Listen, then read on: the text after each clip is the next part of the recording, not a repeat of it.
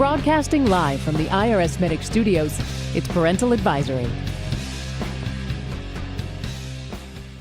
And we are live on Parental Advisory today. Anthony, can we talk about offers and compromise? I think so. I think we should. Would you you go first. Because I think you planned a whole show on offer and compromise, so we might as well do that. I did. Because I don't have any other ideas. Okay. So, the first thing I do is, what the heck is an offer and compromise? Let's dumb it down a little. Right. Now, sometimes I go to Wikipedia. Okay. Sometimes I go to irs.gov. .gov, as our friend Eric would have us go. Yes. Today I went to irs.gov. And they said an offer and compromise allows you to settle your tax debt for less than the full amount you owe. It may be a legitimate option if you can't pay your full tax liability, or doing so creates a financial hardship. We consider your unique set of facts and circumstances. 1, your ability to pay. 2, your income. 3, your expenses. And 4, your asset equity. It says, we generally approve an offer and compromise. And I'm betting you have feedback on that. When the amount offered represents the most we can expect to collect within a reasonable amount of time. Make sure you're eligible, no bankruptcy, submit your offer, select a payment option. They make it sound really easy. Do you want lump sum cash or a periodic payment? I don't think it's that easy, though. No. It's not. It's, you're making a legal claim of what you can afford to pay. And what's funny about that, when the IRS says, we consider your unique set of facts and circumstances with your ability to pay, income, expenses, and asset equity. Why don't we just stop with ability to pay? Because that's what it is. It's your ability to pay for most offers and compromise. Now, there's another type of offer and compromise, doubt as to liability, and it never comes up because we've never actually seen it. And then there's an offer and compromise where it's not really on your ability to pay. It's really for effective tax administration.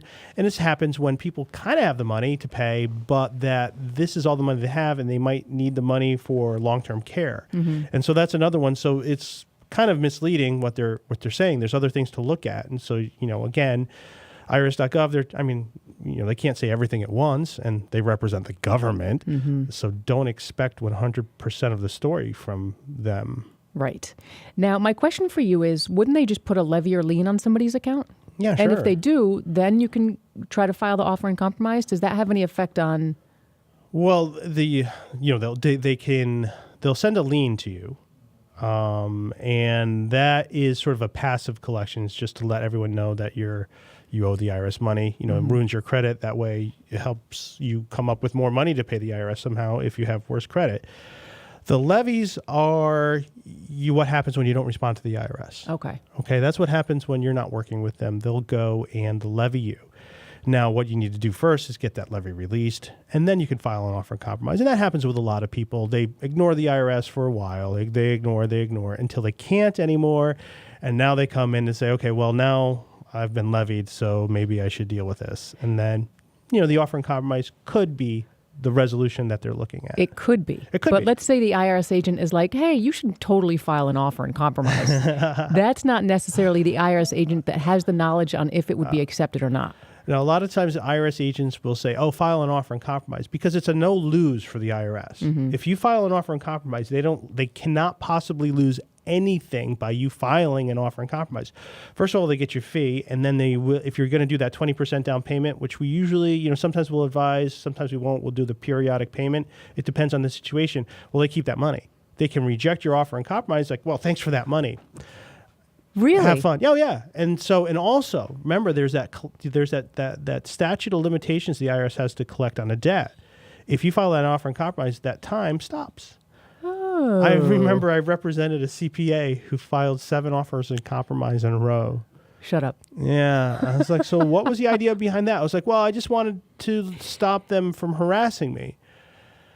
I was like, okay, but none of your offers were submitted correctly, and in fact, you kind of have an ability to pay, and all you've done is told the statute of limitations, so these debts are not going to expire for, essentially, things that could have been gone next year, still have many, many years to go while he was making more money. So it's really something you want to do correctly.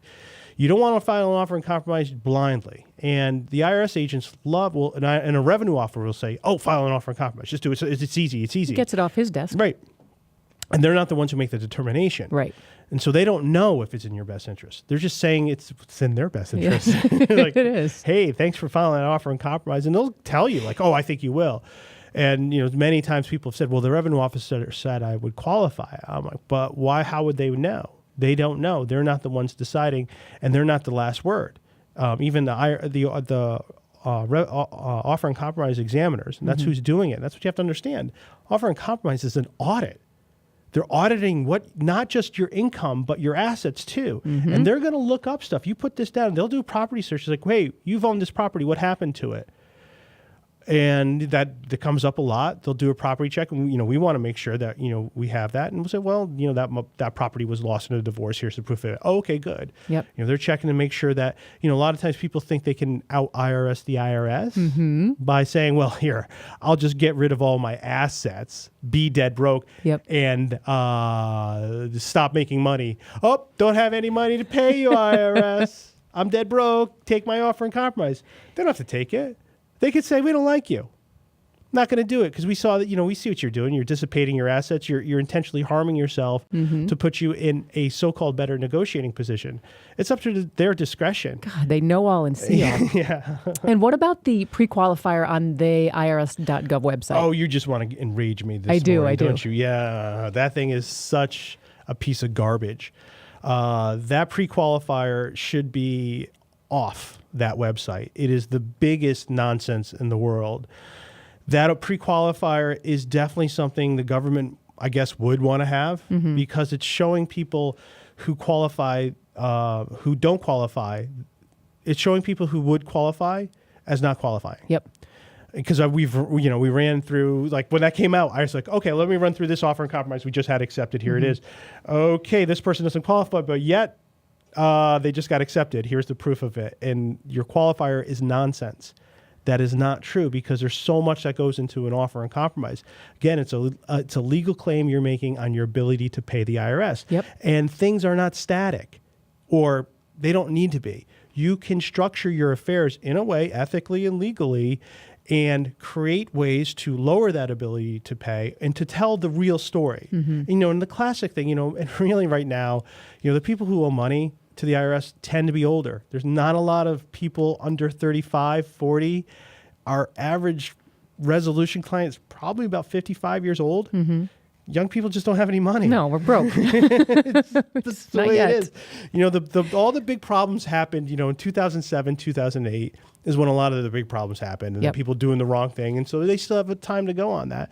And now they're up there in age, and so they have a tax bill, and maybe they have some equity in their house. Maybe they have a retirement, so on paper it looks like they could afford to pay the IRS in full. Like, well, you owe the IRS this, and this is your assets. Well, why don't you just take everything and pay the IRS in full? Well, the answer is because that's all they have. That's it. After that, there's nothing. And how easy is it for someone who's 57, 55 years old to say, oh, well, I just lost my entire nest egg. I don't have a pension fund. How easy is it going to be for that person Maybe to I can get borrow everything? some money from my son. Yeah, well, maybe they'll increase Social Security. That's all I'll need. Yeah. That's all I'll need. So that's where we start looking at ways around, and so let's show the true picture of what this person really has, and that's what it's about. All those forms, they're written in the IRS's favor to get you to put something stupid down, and you have to say, whoa, I'm going to put this number down, and I'm going to explain why I put this number down, so that I'm not trying to sneak one past you. I'm doing this open and honestly. Let's look at the real situation here. Yep. And the offer examiners tend to be, once you explain things to them and document things correctly, sometimes they'll say, you know what? I want to accept this offer. And I think it's a good offer, and I think you're being reasonable. Unfortunately, I'm not allowed to accept this offer. And then we'll say, okay, well, thanks. And so, and then we'll say, well, if you could forward it on to appeals, like, absolutely. And you know what? We hope you win an appeal. Yep. And that's where a lot of the things go on. The appeals officers, if your offer is rejected, you don't stop there. I mean, well, the first thing is when your offer is rejected, you want to get them to tell you why it's rejected. Right. On one or two reasons. Not rejected because we don't know why. Pin them down. Now because there might have been arguments that you didn't have that weren't so great that they didn't mention. Right. So you got them pinned down on that one thing. Like, okay, now this is what our appeal is about. You have them on this one issue, and all you have to do is prove that's not true. Or it's an issue of discretion that the examiner supported this. They wanted this. And now the appeals officers, hey, you have the discretion. Take a look at this guy. This person's really having a hard time. If you take away all their money, all you're going to make them is a ward of the state. I mean, what sense does that make? Right. So here's an opportunity to catch them a break and, get the good press and good feelings that come from our tax amnesties we talked about the other day. And what I'd like to touch on, we'll take a quick break, is some of the reasons you might be rejected. But one last question for you, something called not collectible status. How hard is that to qualify for? And then how long do they leave you alone for? They're like, yeah, you don't have the money. We'll back off for a little while is the basic answer I found. Okay, well, how hard is it to qualify for? As every great legal answer, it starts with, it depends. If you're dead broke, it's pretty easy. It is. It's pretty easy. If you're on a fixed income, it's usually something easy. And a lot of times, not everybody has the ability to hire an attorney, and sometimes it could be a little bit of overkill. If someone's calling in and they're living on a couple $1,000s a month, typically that's a person that could call to say, hey, look, this is my financial situation. This is really all I have. And that operator on the other side will put you into non-collectible status. And that is something that I've heard advertised, and the radio voices, you could qualify for C and C. Pennies on the dollar. No, this is never pay the IRS again. And that's what it says.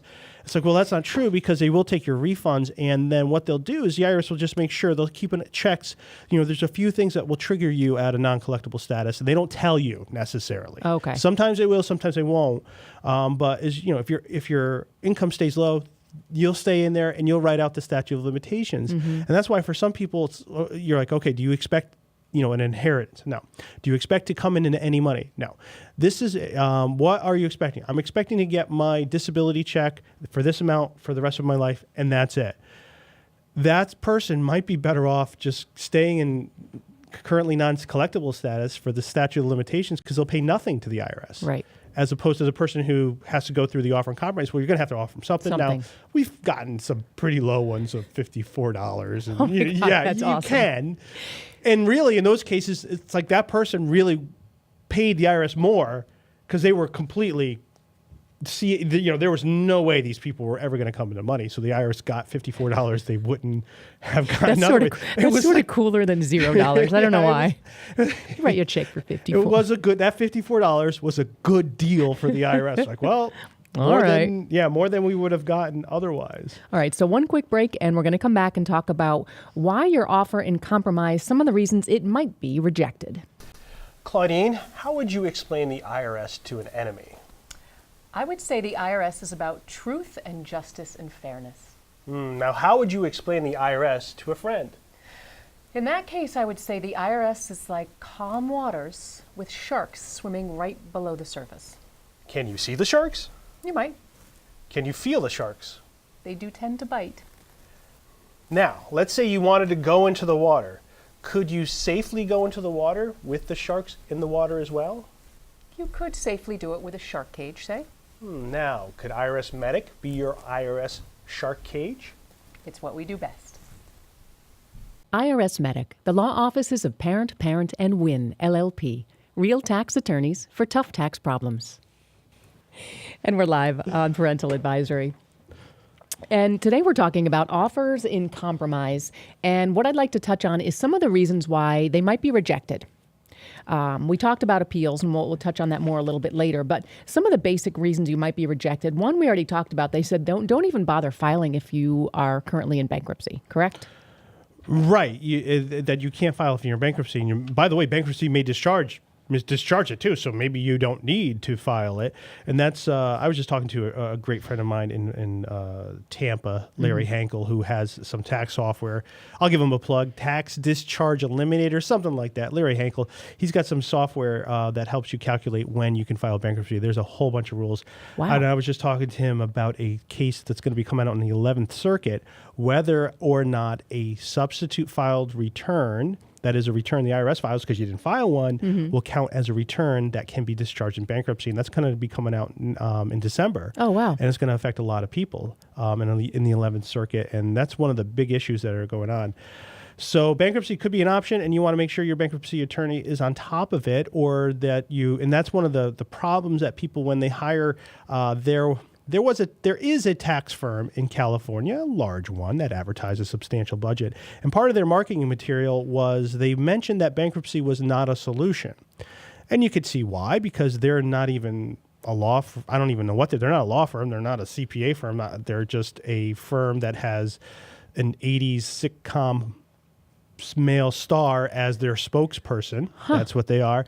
And so I kind of called them out on it. I'm like, look, I looked at your marketing material, said, bankruptcy is not an option. Why are you saying that? It's like you're giving legal advice, which you're not attorneys, so you can't. And second, it's wrong. And I think they eventually did fix their marketing material. So a lot of these places don't want you to know the truth. They want to keep you ignorant, because they're going to promise you, like, oh, we'll do your offer and compromise for $950. You're going to do all the work, and they might mail it in. Okay. And that's what you're looking at, for those like $2,500, you're going to be doing the work. Yep. And they're kind of going to be slowing things down because they're going to be your middleman.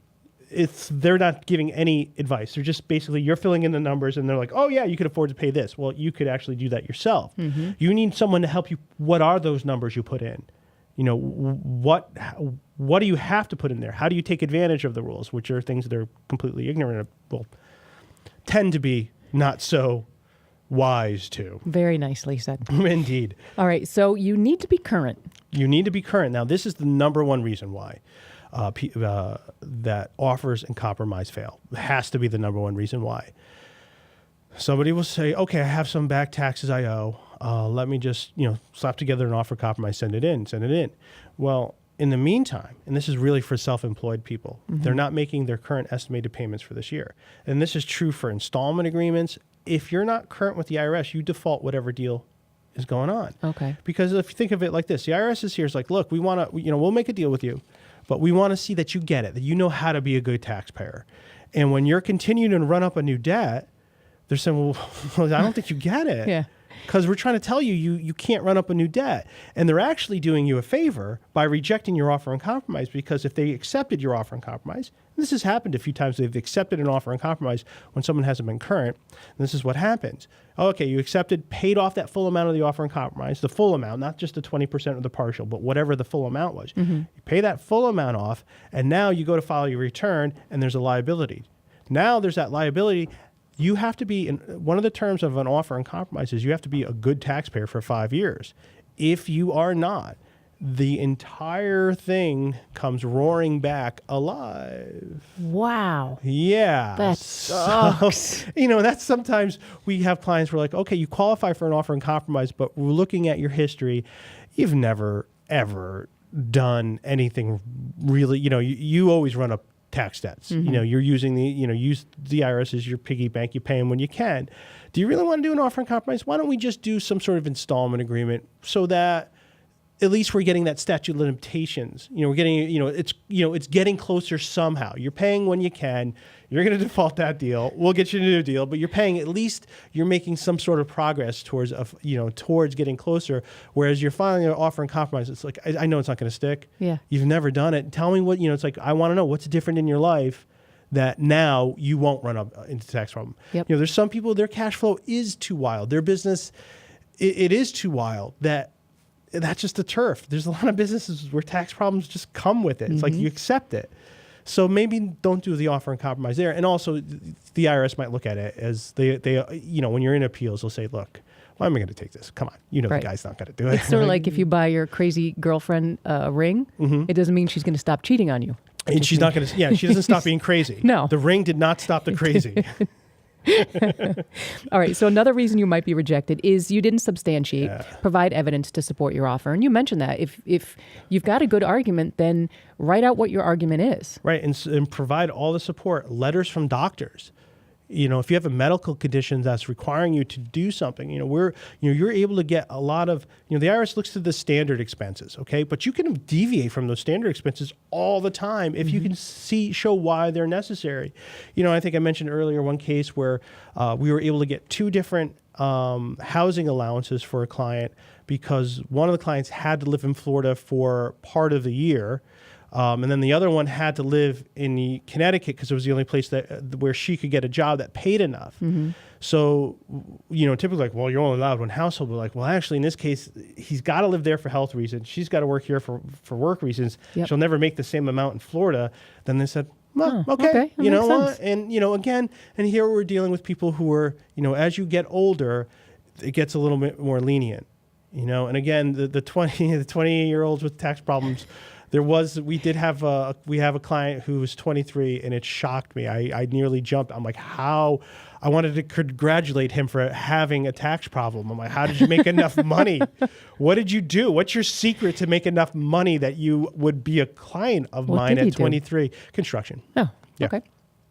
All right. Another reason is if you've dissipated assets in the past 10 years. So you can't trick the IRS. Yeah, dissipated is just another word for being tricky. Yeah. That's where you're saying, you're just, I gifted it to my brother. Yeah. I sold it to my brother for $10. And they'll just say, yeah, well, that's nice. And, maybe they won't undo that transaction, but they're just saying, yeah, we're not going to deal with you. We're going to treat it as if you own that money. And now what's worse is, well, now you really don't own it. So you actually can't get to it unless your brother says, okay, here you go, man. You can have it back. Yeah.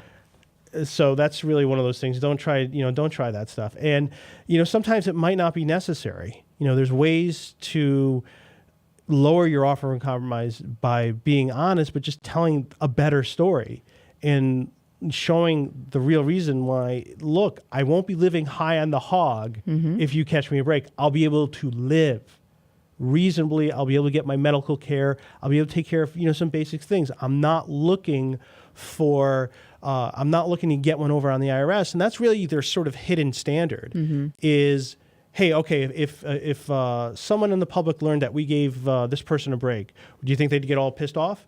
Would they get all outraged? Like, oh my God, could you believe what the IRS did? They gave this guy a break. That's really kind of the unofficial test. What's the sniff test like? And then that's really what you're trying to do. Like, so like, yeah, I think, the public wouldn't be pissed off by this one. Okay, yeah, we'll accept it. Approved. Yeah, approved. Now, the last two reasons you might get rejected are sort of on the same page. If you didn't appeal for a couple reasons, the IRS can make mistakes, right? Oh, yeah. They could just read it wrong. They could, any reason like that. And then also appeal because the first person might reject it, but then the appeals might approve it. Right. And well, the first person, first of all, like a mistake the IRS can make is a math mistake. Like, okay, our appeal is basically you added this up wrong. And we're not trying to be jerks, but no, really, our appeal is solely this. And those are fun because those are pretty quick appeals. Like, yeah, so I'm going to use my calculator here and approve your appeal. So that happens. The other reason is that appeals officer may love your offer, but again, they don't have the discretion. They have to say, hey, look, we have to look at these things. We're not allowed to look at it. Appeals has more discretion. Okay. Good luck. And a lot of times they're saying good luck. Yeah. And, to get back on the really important substantiation, when people submit an offer, if your offer is just the offer and compromise booklet with the explanations in the back, Yep. that's not a good offer. Your good offer should be, very thick. It should be something that would fit into a binder. And we are told, by the IRS constantly that said, if people submitted offers like the way you present them to us, we would be able to accept, all of them. And that's really, we actually, I was actually more proud of our acceptance rate until I saw the overall acceptance. Our acceptance rate, we've lost maybe 2 or 3 over the past 3 years. And those were reaches. Yeah. There were reaches. You tried. Yeah, we tried, like, okay, we kind of see their point. And there was other reasons why. There was, some reason why, like, this person's not quite what we think. Why don't we put them in, we'll put them into currently non-collectible, submit an offer after that. If sometimes when they're like, we haven't seen enough compliance by this guy. Yep. Show us more compliance, then we'll revisit. So that's something that could come up. But you got to put together a really organized story that makes it incredibly easy for them to find in your favor. Right. If you're making them do all your legwork, they don't have the time. They're just going to say, I don't understand this. And they'll send you something back like, I don't understand what you're asking for. What is this? Yep. And then you're like, what are they saying? I don't know. So you have to anticipate how they're going to review a case and the things that they're going to get hung up on. And if there's something that they're going to get hung up on, have your explanation ready to go. Got it. And they'll still probably follow up with you on that. Now, one time you can't appeal is if you miss an estimated tax payment during consideration. It's just going to be rejected and you can't appeal. That's it. See ya, sucker. Yeah, and usually there's some leeway on that because payments are misapplied. Okay. And usually they'll give you a heads up to say, hey, we're looking at this count. We don't see this estimated payment. And then, quick call client, hey, did you send that in? Oh, yeah, here's the check. It's canceled. And So an IRS mistake. Oh, yeah, and the IRS mistake. Or a client said, oh, did I not? No, I sent it. Oh, wait, I didn't send it. Get it in now. Yeah. And then we'll say, yeah, it's the check's in the mail. Yeah, it's check's in the mail. And it's something that, that's one of the big things we follow up on because we just know it's a constant thing. It's typically we're on top of those estimated payments so that we know ahead of time. And we'll give clients warning like, you're not current, your offer's pending. Mm-hmm. You're kind of wasting your time here. It's going to get rejected. We have a little bit of time till they drop the hammer, get it in. And another thing you want to do is you want to submit a reasonable offer. Because the IRS, if you send them like, I can pay you $100, they're probably going to be like... Well, again, that does work. Yeah, in occasionally. some cases, $54 could But work. you don't want to insult them. Right. Because they could just automatically be like, what a jerk. Yeah, No. the whole, hey, why don't we just lowball them? Mm-hmm. That's the word. Just lowball them. But a reasonable lowball. Yeah, well, just lowballing them because you think it's worth something and then just saying, oh, well, let me give 10% of what's owed and there you go. Mm-hmm. And it's really not based on that. And by the way, you might get an offer examiner who gets it wrong. There is a offer examiner office in a southern state famous for peaches. Is that too obvious? No. Okay. That goes to say, well, no, they have the law completely wrong, and they keep doing this again and again. They always say, no, your offer isn't enough of a percentage of what's owed. And then we say, well, that's not really what's calculated. Again, let's go to IRS.gov. It doesn't say it has to be a certain percentage of what owed. It's based on ability to pay. Right. You may pay, your offer could be 50% of what you owe. It could be 20%. It could be 10%, I suppose. It could be pennies on the dollar. It could, yeah. Actually, if it's 99 pennies on the dollar, that's, anything, I guess, less than 100% is a penny. Penny on the dollar. Yeah. There's no set percentage. But you may get an office, especially if you're self-employed and it happens to go to an office in a state famous for Ted Turner becoming, launching a superstation of sorts. Mm-hmm. If you do find there, you might find some obstinate people who are convinced that they know better than everybody else. But again, they're not the final say. So we're like, well, all right, well, thanks for rejecting that. Mm-hmm. But, we're going to appeal. And then, in appeals, the appeals officer's like, who are these clowns wasting my time? Because now the appeals officer is on our side because, like, this should have been accepted. Who is this jerk off? That's really it is. Like, okay, here it is. And they send the message. Accepted. Follow the rules, buddy. Mm-hmm. And that's what happens a lot. So you're getting the wrong advice from certain people in certain places. Now, something you brought up to me is taxpayers' use of the offer in compromise payment option decreased for the first time in the past 5 years. Yeah. Why? Not sure. Oh. I'm just not sure about that. There's reasons why we do it because it sort of works better with cash flow.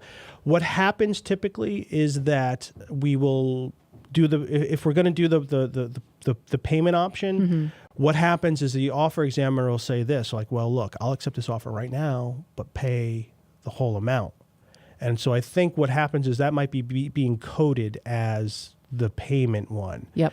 Because that's sort of one negotiation tool. They're like, yeah, I'll take it, but give me the whole amount. Can you get the whole amount? That way, the offer is accepted. The offer is not just accepted, but paid. It can be closed out 100%, not have to wait for the years down the road. Because if you were doing that, like, yeah, I approve your offer, and your last payment is due a year from now, well, who wants to make sure you're going to pay a year from now? So that's really one of the negotiations. And so that's one of the flexibility when we're dealing with someone that offer compromise. Like, well, if you could, is there anyone you could borrow the money from if the IRS accepted this, but they said they wanted it in a couple weeks? And if they say no, like, okay, that's, we might have a problem. We might have to just delay it out to appeals because appeals will take it and they'll keep it open. But really, if you're able to get that money quicker, that's just, a nice little negotiation trick to have to make it more, that's just a lot better for them because, the IRS is overworked. Their deal is not to collect revenue. It's to close cases. Get it off their desk. Under the law. That's what they were trying to do. Yep. Okay, so one last break, and then I want to talk about 6 myths of offer in compromise and a real-life example of something called an offer in compromise collateral agreement. Right after this. Anthony, tell me about your recurring nightmare. It's that nightmare where you're yelling, but no words are coming out of your mouth. I have a similar nightmare where I'm in an emergency, I need to dial 911, and my phone won't work. That sounds terrifying. It is. And I think I know why we have these dreams. Why is that? The problem with the IRS isn't just the IRS. The problem is that people don't see the IRS for the horrible risk it presents. I think you're right. We spend so much of our time trying to warn people about the IRS, but sometimes I wonder if our words go unheeded. But the IRS can be dealt with the right team and the right preparation. Can IRSMedic be the right team for someone with an IRS problem? Yes, but only if they see the IRS as a problem. IRSMedic, the law offices of Parent, and Wynn, LLP, real tax attorneys for tough tax problems. And we're back talking about offers and compromise on Parental Advisory. 6 myths I want to touch on quickly. The program is a scam. Some people think it's just an IRS scam. I don't blame them because of the way it's marketed. Jesus, it does certainly seem like a scam. You have these companies all around, the settle pennies on the dollar. J.K. Harris was really the first. He was a CPA, and I heard he was actually a used car salesman before he got into the offer and compromise, and he revolutionized it.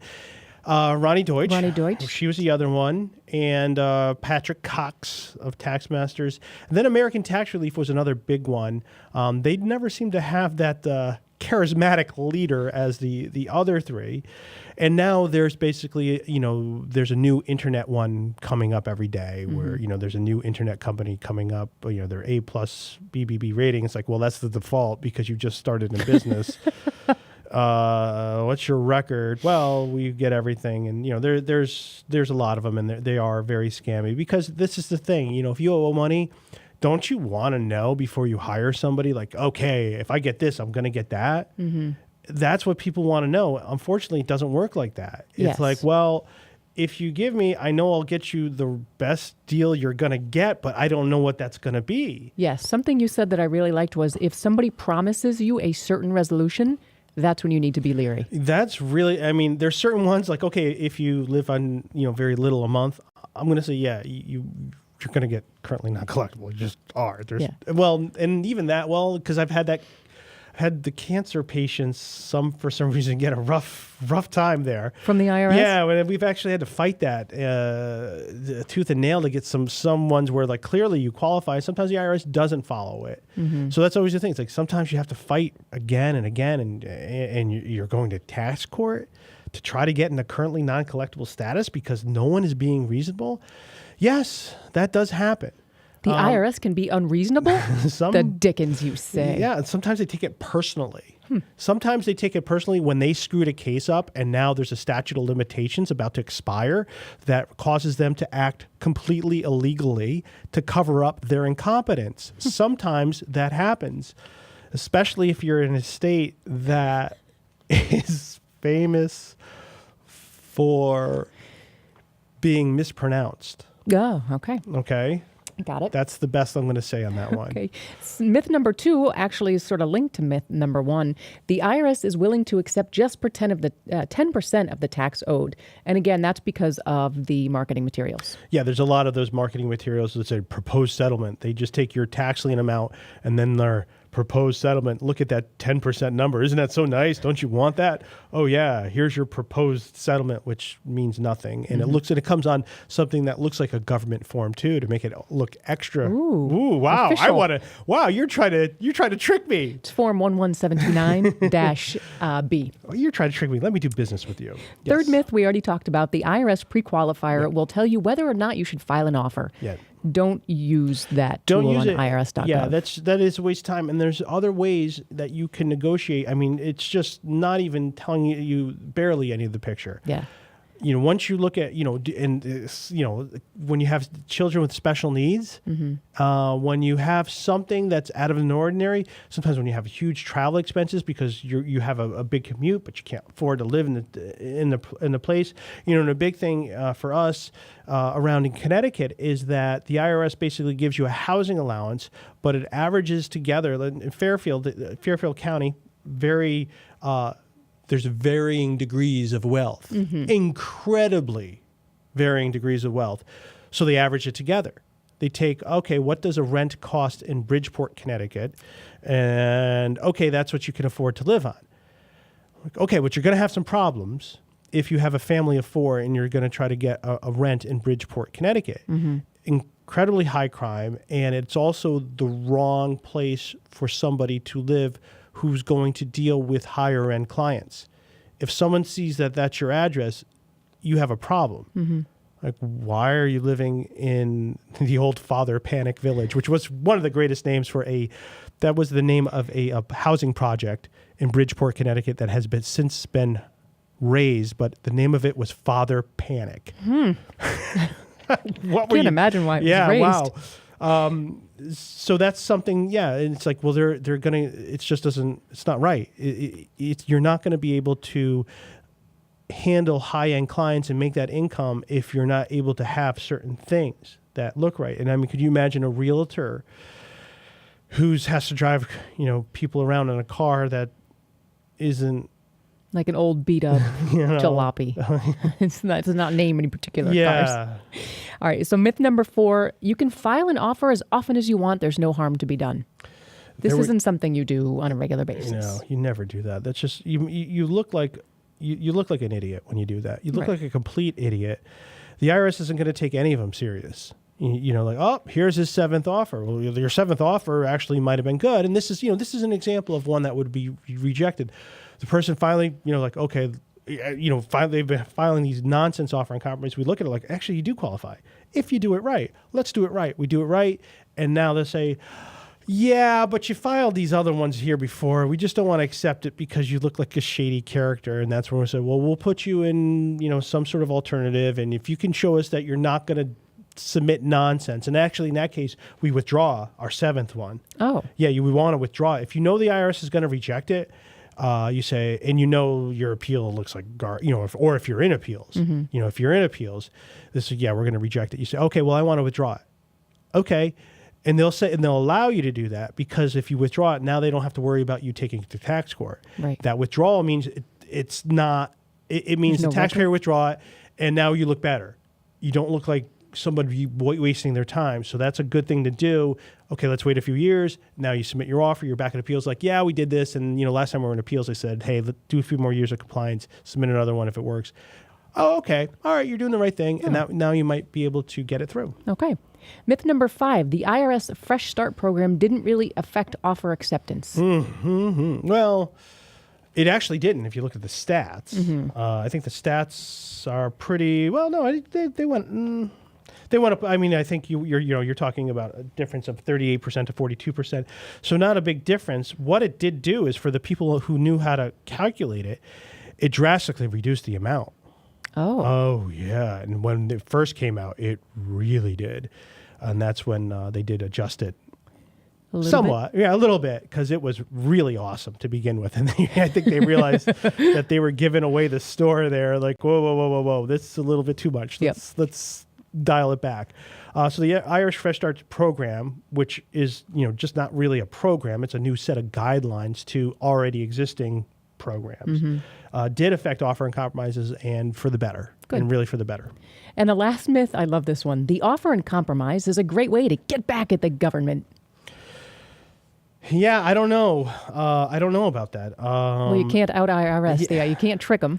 Well, my older brother, and he lives in San Jose, and he, and this maybe 10 years ago, I was talking to him. He's like, "Oh, so you're doing those offer and compromise things?" I'm like, "Yeah, we're doing those. It's interesting." He goes, "All right, I have a question for you because I see the ads.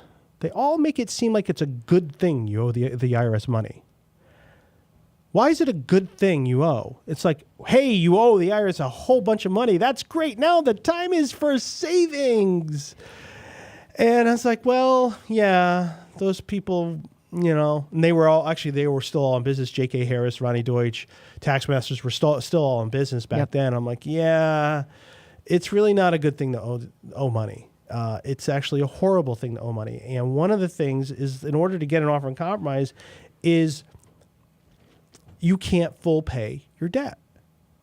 And sometimes people say, well, they'll say, well, what guarantee do you have that you'll be able to save me money? I don't know. I just know that we'll present the best case we can. Mm-hmm. And some of it will depend on what you're willing to do to restructure too. So some of it's in your court too.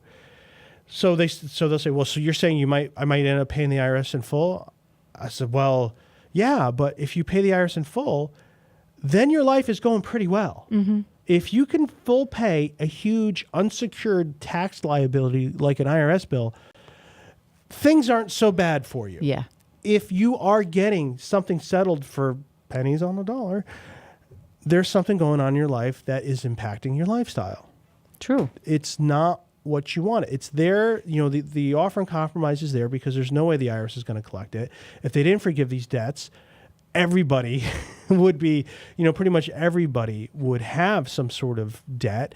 And, now you'd probably reach a critical mass where there would be some sort of political uproar and, government, tar and feathers and stuff like that. Hey, pretty soon they'll just take your passport. It's a whole nother podcast. Yeah, we'll be talking about that soon.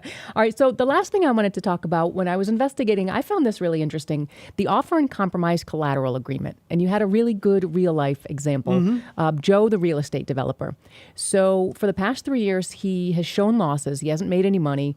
All of his property is upside down. He's pending litigation and he owes millions, was your example, in back taxes. Yep. So he wants to settle for a $1,000 offer and compromise. And the IRS does the formula, they work it out. It actually looks like it is a legitimate offer.